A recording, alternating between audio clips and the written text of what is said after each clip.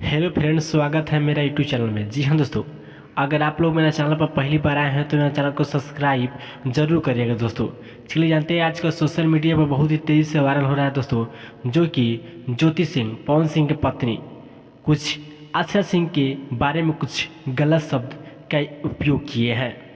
जी हाँ दोस्तों, तो चलिए जानते हैं कि मैटर क्या है और कैसे हुआ है दोस्तों। जी हाँ, चलिए जानते हैं।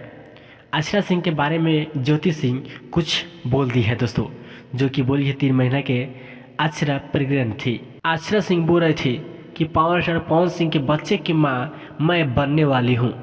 जी हाँ, ज्योति सिंह बोल रही थी कि हम कॉल रिकॉर्डिंग रखे हुए हैं आशा को। जी हाँ, आशा सिंह को कॉल रिकॉर्डिंग ज्योति सिंह रखी हुई है दोस्तों।